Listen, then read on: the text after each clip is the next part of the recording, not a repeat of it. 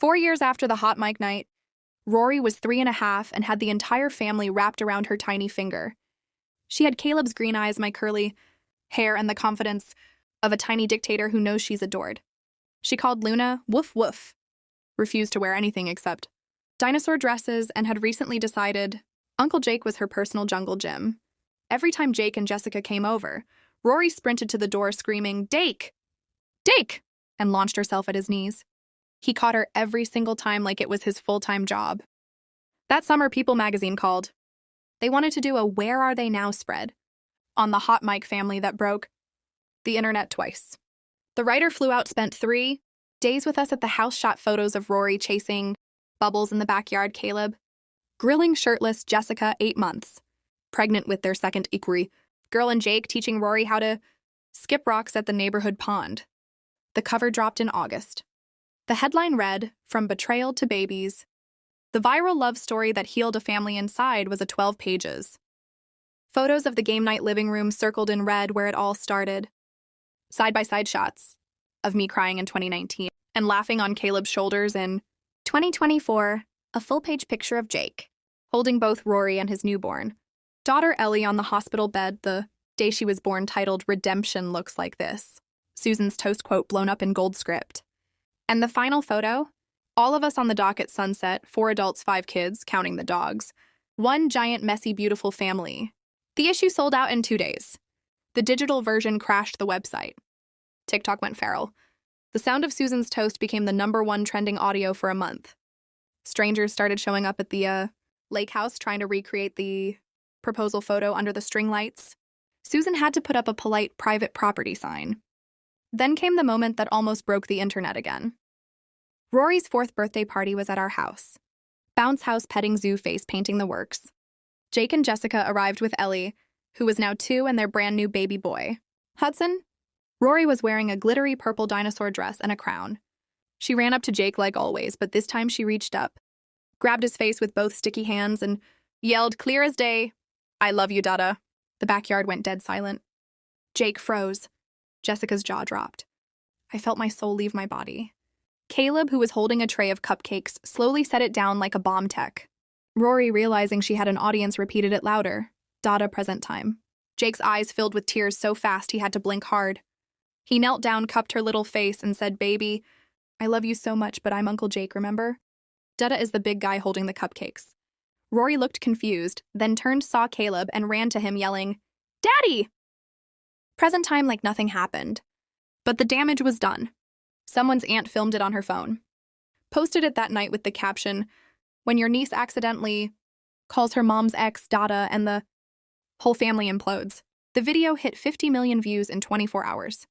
Twitter exploded. Reddit lost its mind.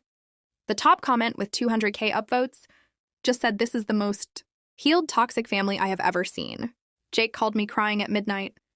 Not sad tears. Happy, overwhelmed tears. He said hearing her call me that, even by mistake, was the best and worst second of my life. Best because it means she loves me. Worst because I know I'll never be her dad, and I'm okay with that, but damn, it still hit. I told him, "You're the safest man in her world, Jake."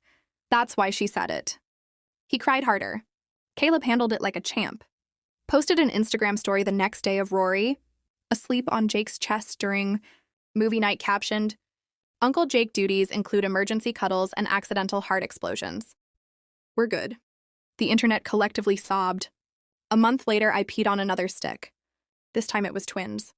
I didn't even make it downstairs with the test. Just screamed Caleb's name from the bathroom like I was dying. He took the stairs 3 at a time, burst in, saw the 2 lines, and actually fell to his knees in the hallway. Then he stood up, picked me up, and carried me to bed. Like I was made of glass, and spent the next hour kissing every inch of my face, whispering, "We're having 2 more babies. Holy shit, we're having 2 more babies." We told the family at Rory's preschool graduation. Susan was in the audience holding Ellie on her lap. We handed Rory a big sister shirt under her graduation gown.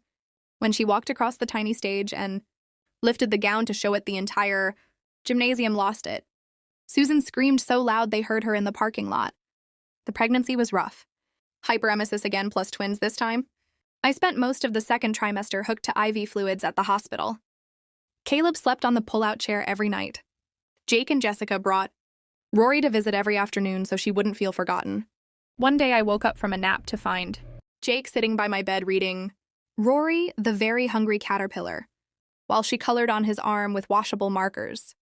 He looked up, caught my eye, and mouthed, "Thank you for letting me be here." I mouthed back always. At 34 weeks, my blood pressure spiked again. Emergency C-section. 2 perfect boys. Everett and Hudson. We let Jake pick the middle name Hudson, after his son because he cried when we asked. 5 pounds each, screaming their heads off, looking exactly like tiny versions of their daddy. The NICU was scary but short.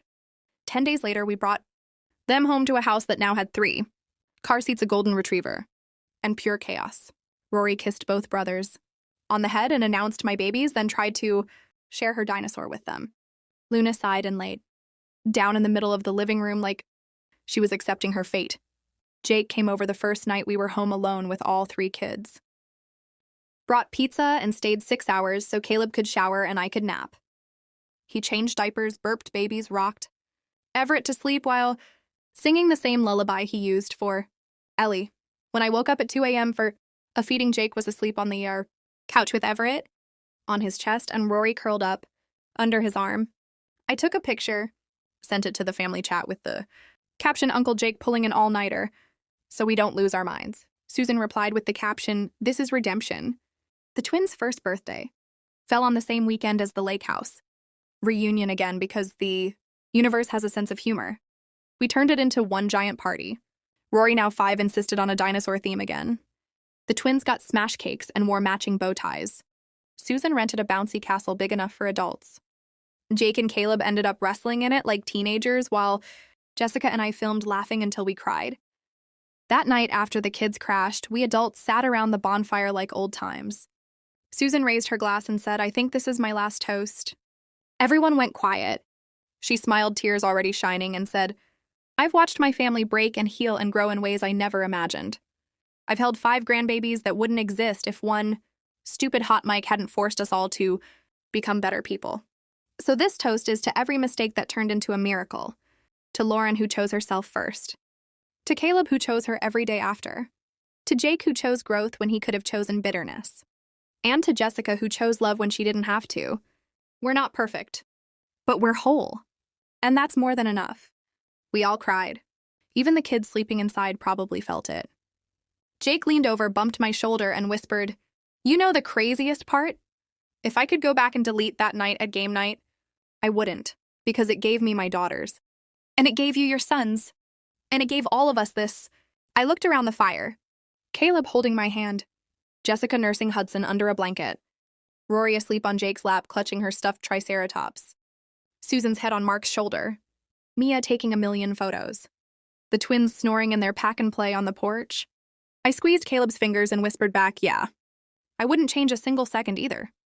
The next morning, we packed up to leave. Rory hugged Jake goodbye like always, but this time she kissed his cheek and said, "See you soon, Uncle Dake." He laughed through tears and said, "You better believe it, little star." On the drive home, Caleb looked over at me in the passenger seat, 3 kids and 1 dog, passed out in the back, and said, "You ever think we'd end up here?" I smiled, reached for his hand, and said never. But I'm really, really glad we did. That night, I posted one final photo on Instagram. All of us on the dock at sunset. Every generation, every redemption, every miracle baby,